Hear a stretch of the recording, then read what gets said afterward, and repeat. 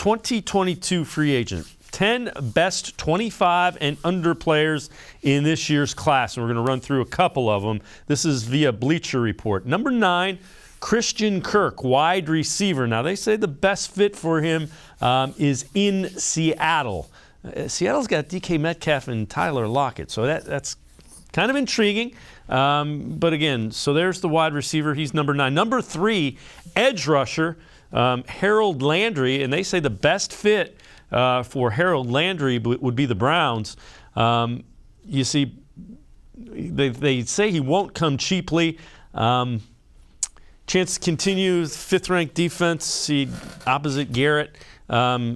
Even if the Browns bring back Clowney, they have to replace Tack McKinley, who's injured. So that's interesting. Honorable mention on that was David Njoku. When you look at it, you see he's kind of in the middle there, along with DJ Chark, another interesting wide receiver. So when you look at that, who of those 25 and under, that's kind of the sweet spot as far as age goes with Andrew Berry, at least in the first 2 years.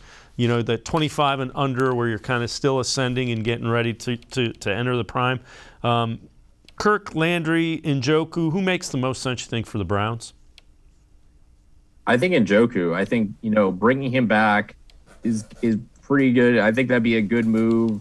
I think he's the number 1 tight end on this team just because I think he's more explosive than Austin Hooper. I know he's been more inconsistent, but he's shown more in certain situations. The Chargers game in particular, he was sensational and showed what he can do. And I think that if you bring it back, you have to have a plan if you're Kevin Stefanski to feature him more and to maximize him more. Christian Kirk would work for me as well. I think he's a very good receiver. I think he's more of a number 2, but a very, very good number 2 guy. I look at his numbers. I mean, he's got almost 3,000 yards, 17 touchdowns in his career. He's got some punt return ability as well, which the Browns desperately need to kind of have a guy who can, inject some energy into special teams. Harold Landry, I know he's a good player, but if you're bringing back Jadeveon Clowney, I don't think you're spending a lot of money on another edge rusher. I think there's other places where you can spend that money. You're not spending, $12 to $15 million on a third defensive end.